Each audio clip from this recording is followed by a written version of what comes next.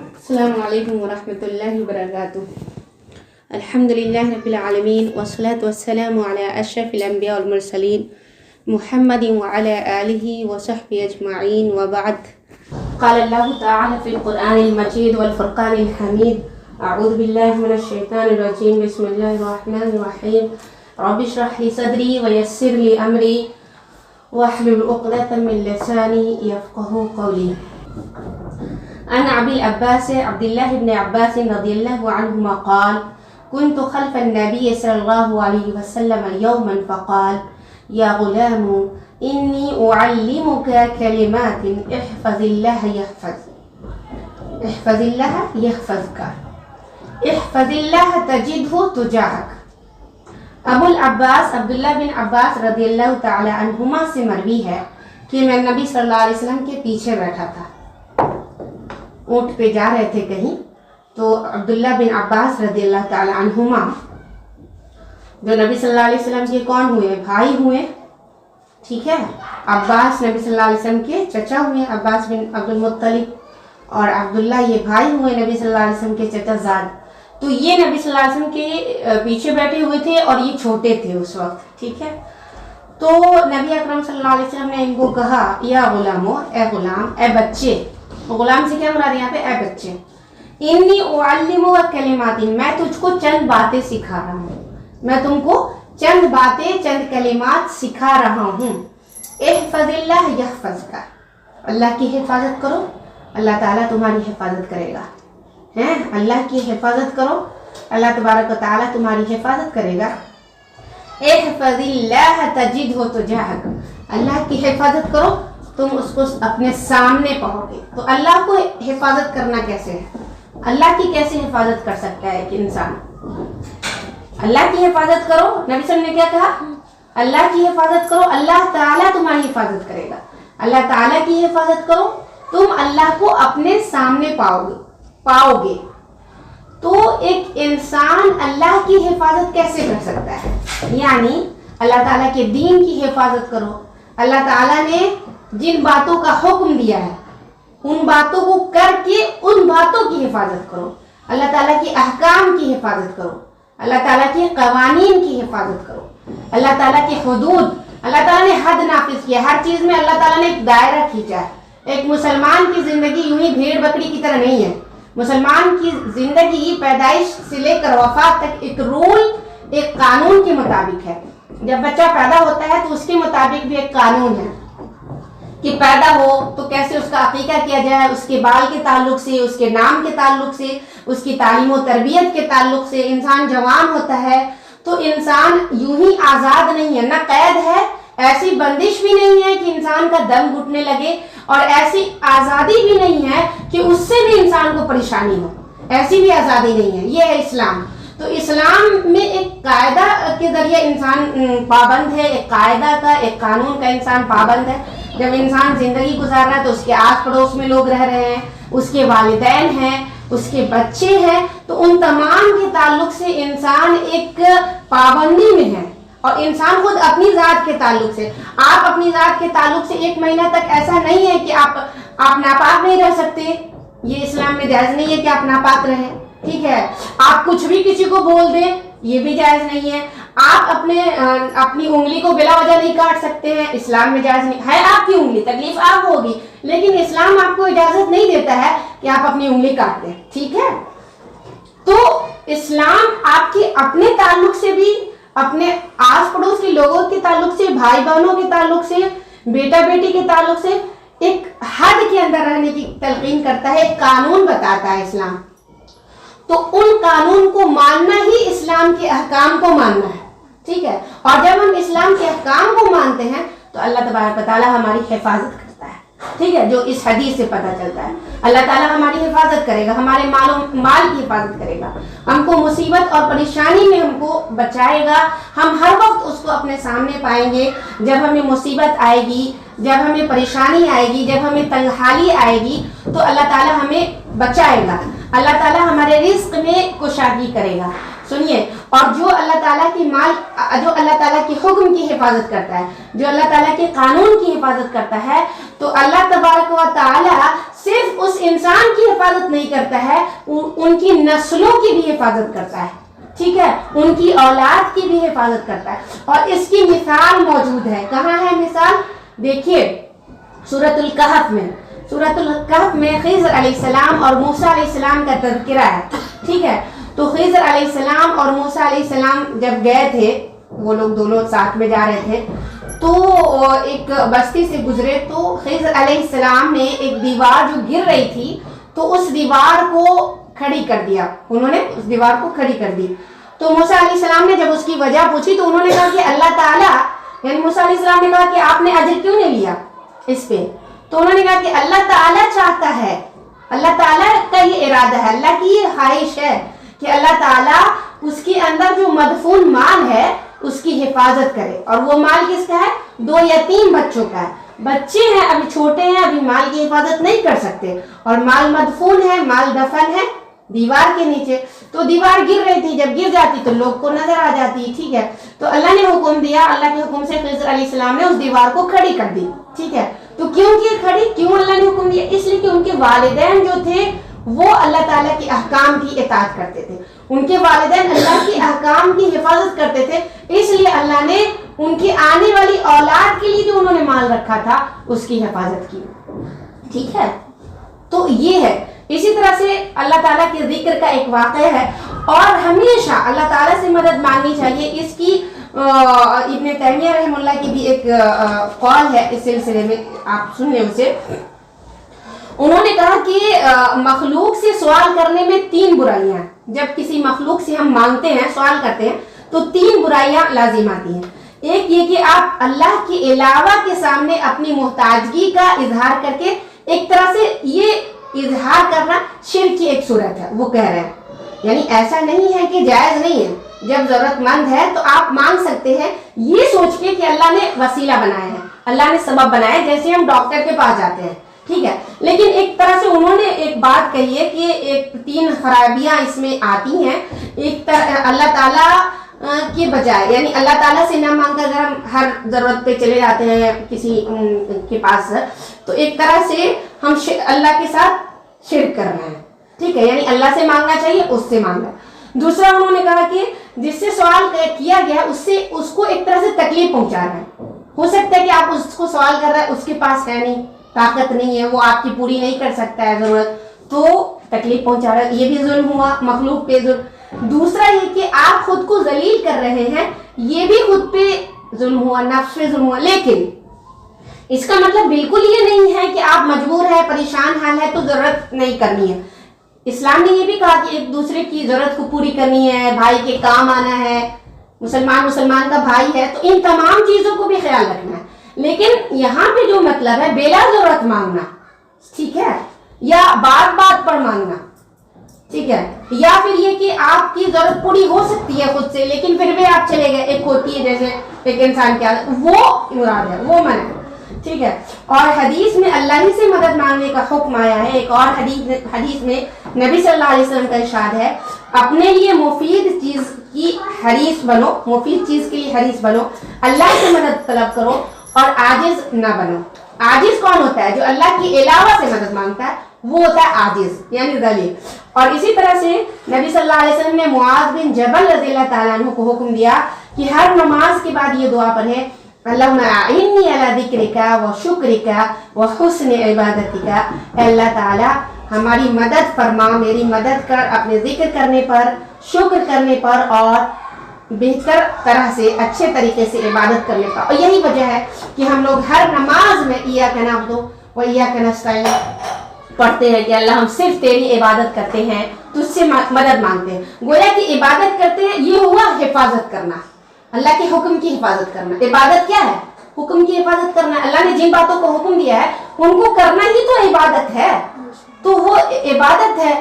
اور جب عبادت کر رہے ہیں تو اللہ سے معاونت بھی مانگ رہے ہیں، مدد بھی مانگ رہے ہیں، جس کو نبی صلی اللہ علیہ وسلم نے کہا احفظ اللہ یحفظ کا، اللہ کی حفاظت کرو، اللہ تبارک و تعالیٰ تمہاری کیا کرے گا؟ حفاظت کرے گا. اب اس کی مثال دیکھیے کہ اللہ تعالیٰ کیسی حفاظت کرتا ہے جب بندہ اللہ کا ذکر کرتا ہے. اس کی مثال دیکھیے یونس علیہ السلام کا واقعہ. यूनुस अलैहिस्सलाम जब मछली के पेट में थे तो उन्होंने अल्लाह ताला का जिक्र किया, उन्होंने अल्लाह ताला को याद किया, ला इलाहा इल्ला अंता सुब्हानका इन्नी कुन्तु मिनज़ ज़ालिमीन, वो पढ़ते रहे तो अल्लाह ताला ने मछली को हुक्म दिया और मछली जो है उनको छोड़ दी। और मुस्लिम की रिवायत है कि अगर ये तस्बीह करने वालों में से ना होते, अगर वो अल्लाह ताला की तस्बीह ना करते, बड़ाई बयान ना करते, तो लोगों के उठाए जाने के दिन तक यानी क़यामत के दिन तक मछली के पेट में ही रहते। तो इन्होंने अल्लाह को जिक्र किया, अल्लाह को याद किया तो अल्लाह ने इनकी हिफाजत की, अल्लाह ताला ने इनको इस मुसीबत से बचाया। साथ में ये भी याद रखे कि अल्लाह सिर्फ उस इंसान को नहीं बचाता है, अल्लाह उनकी पूरी नस्लों को बचाता है। और उस सूरह कहफ के वाक़या को भी याद रखें, ठीक है। अब एक और वाक़या देखिए फिरऔन का। फिरऔन जब गर्क होने लगा समंदर में तो उसने क्या कहा, अल्लाह मैं अब ईमान लाता हूँ, ठीक है, ये मूसा के रब पे मैं अब ईमान लाता हूँ। तो अल्लाह ताला ने क्या कहा, अल-आन वक़द असैत क़ब्ल कुन्त मिनल मुफ़सिदीन, अल-आन वक़द असैत क़ब्ल कुन्त मिनल मुफ़सिदीन, अब ईमान ला रहे हो जबकि तुमने इससे पहले नाफरमानी की और तुम फसाद करने वालों में से थे। यानी वो सिर्फ अपने बचने के लिए अल्लाह का सहारा ले रहा था, उसने अल्लाह का जिक्र नहीं किया, अल्लाह ताला की हुक्म की बजावरी नहीं की, अल्लाह ताला की हुक्म की खिलाफ वर्जी की, उसने रब होने का दावा किया, तो उसने जिंदगी भर अल्लाह ताला की इताअत नहीं की तो अल्लाह ने उसको मुसीबत में नहीं बचाया, ठीक है। तो हम देख रहे हैं कि मुसीबत जब हम अल्लाह ताला के हुक्म की हिफाजत करते हैं तो अल्लाह ताला हमको मुसीबत से निकाल देता है, इसकी भी मिसालें देखी हमने। और जब अल्लाह तबारक व तआला के हुक्म की खिलाफ वर्जी करते हैं तो किस तरह से फिरऔन जैसे लोगों को अल्लाह तबारक व तआला गर्काब करता है। और इसकी बहुत सारी मिसालें हैं, अंबिया की मिसालें हैं, अंबिया को बहुत सारी आजमाइश से गुजरना पड़ा बहुत सारे लोगों ने, लेकिन अल्लाह ताला ने अक्सर क्या किया, उनको मुसीबत से निकाला, उनको परेशानी से निकाला।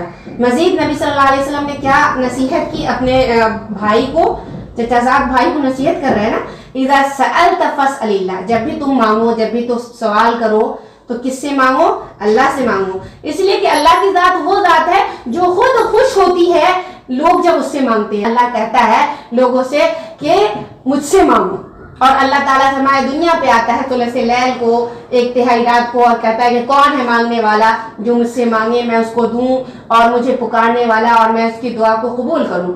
वइज़ा इस्तअनत फस्तईन बिल्लाह, और जब तुम मदद चाहो तो सिर्फ अल्लाह ताला से मदद मांगो, ठीक है। तो इस चीज़ को हमेशा जहन में रखनी है। इसका मतलब बिल्कुल नहीं है कि अगर कभी कोई ज़रूरत है, कोई मजबूरी है तो नहीं मांग सकते, ये भी मतलब नहीं है। लेकिन ये याद रखनी है कि कभी भी ज़रूरत और परेशानी में हमारा रब काम आना है, हमारा रब ही काम आएगा, इसलिए उसके अहकाम की बजावरी करें, उसी से लौ लगाएं, परेशानी और मुसीबत में उसी को याद रखें। वअलम अन्नल उम्मत लव इज्तमअत अला अन यनफऊक बिशैइन लम यनफऊक इल्ला बिशैइन क़द कतबहुल्लाहु लक।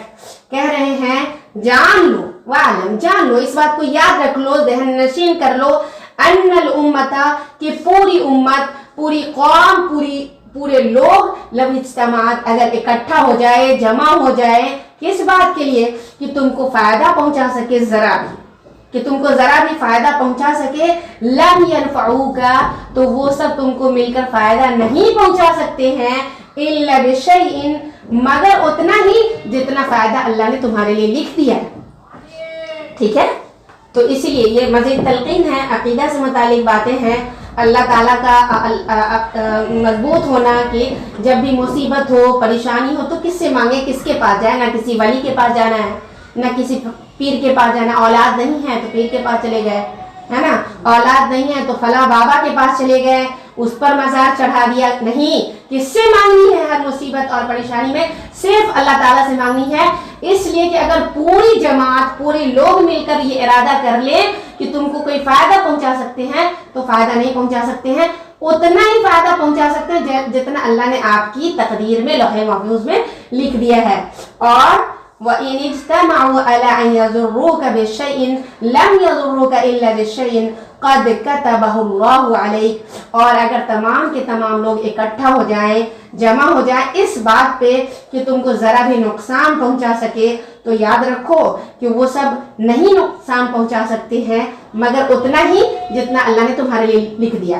जितनी मुसीबत जितनी परेशानी लिख दी है, तो मुसीबत आ जाए, कोई भी परेशानी आ जाए, तो इसके पास उसके पास ना जाओ। किसके पास जाओ?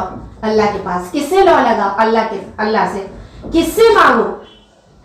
नमाजें पढ़ो, गिरिया वजारी करो, और भी तरीके अल्लाह ने बताए हैं दुआएं कबूल करने की।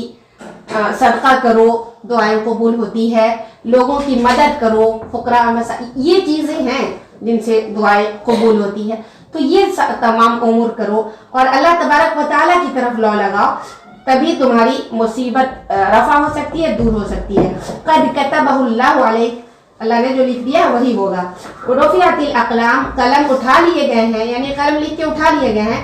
वजफ़तिस सुहुफ़, और सहीफ़े जो है खुश्क हो गए हैं। और ये बात हमें मालूम है कि इन आसमान और ज़मीन की तख्लीक से 50,000 पहले अल्लाह तबारक व तआला ने तकदीर लिख दिया है, हर इंसान के जो भी होना है तो वो अल्लाह तबारक व तआला ने लिख दिया है। मज़ीद इसको पढ़ लेते हैं तो और समझते हैं।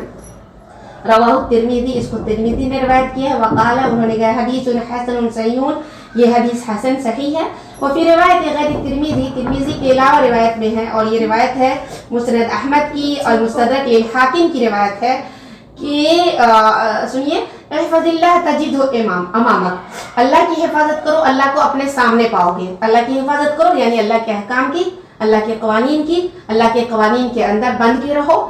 बंधना नहीं है, कानून अल्लाह का है ही नहीं ऐसा कि इंसान घुटन महसूस करे। अल्लाह का कानून ऐसा कानून है, इतना मुअतदिल और इतना दरमियाना कानून है कि इंसान उससे आगे बढ़ता है तो उसमें भी इंसान के लिए खाई है, और अगर उसको नहीं मानता है तो भी इंसान के लिए खाई है। उसी में इंसान के लिए सुकून है, उसी में इंसान के लिए खुशी है, अगर इंसान उसको समझे तो, अगर समझ में आए तो।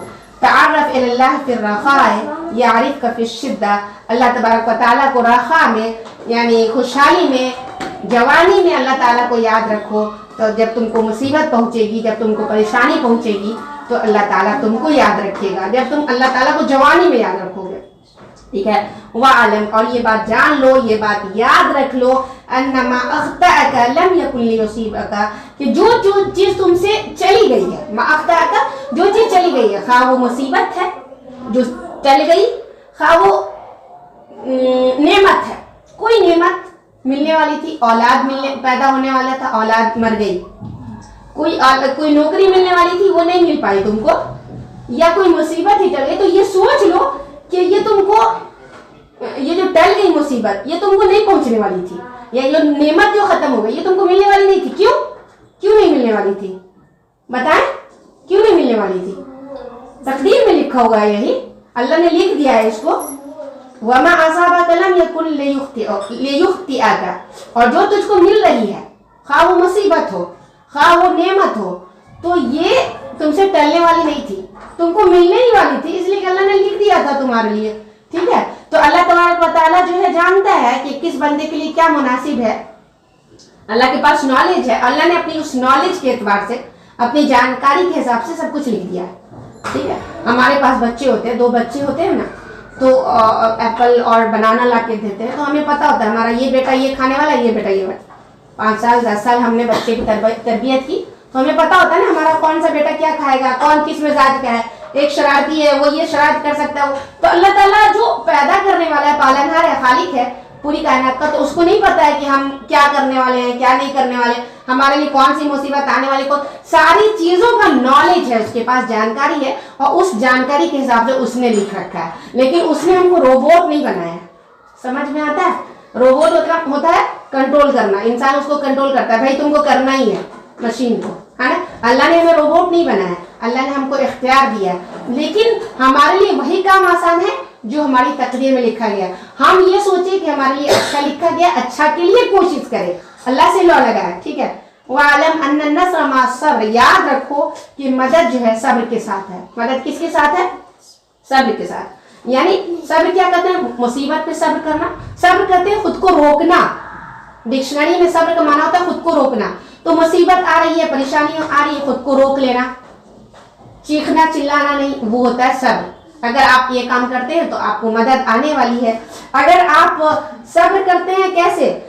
सुबह के वक्त आपको उठने का दिल नहीं कर रहा है, ख्वाहिशात पे सब्र करना भी सब्र कहलाता है। ख्वाहिशात को रोकना भी सब्र कहलाता है। यानी सुबह को उठने का दिल नहीं कर रहा, उठना, वुज़ू करने का दिल नहीं है, ठंडी है, वुज़ू करने का दिल नहीं कर रहा है, रुकना, माल खर्च करने का दिल नहीं कर रहा है, लोगों को देने का दिल नहीं कर रहा है, देना, खर्च करना, ये सब सब्र है। यानी अल्लाह की काम को बजा लाने में जो भी तकलीफ का सामना करना पड़ रहा है, अल्लाह ताला के अहकाम की बजावड़ी में जिन ख्वाहिशात को खत्म करना पड़ रहा है, ख्वाहिशात की कुर्बानी देनी पड़ रही है, इसी का नाम होता है सब्र। अल्लाह ताला के रास्ते में और अल्लाह ताला के हुक्म को करने में जो भी तकलीफ हमको सहनी पड़ती है, उसको बर्दाश्त करना भी सब्र कहलाता है। ठीक है, तो सब्र अगर हम करते हैं तो मदद आएगी। वो अन्नल फरज मअल कर्ब, और परेशानी के साथ क्या है, कुशादगी है। वो अन्न माल उस्र युस्रा, और परेशानी के साथ आसानी है। जब परेशानी लायक होती है और हम अल्लाह तबारक व तआला से लौ लगाते हैं, अल्लाह ताला से मदद चाहते हैं, तो अल्लाह ताला हमारे लिए आसानियाँ खोल देता है, आसानियों के दरवाजे खोल देता है।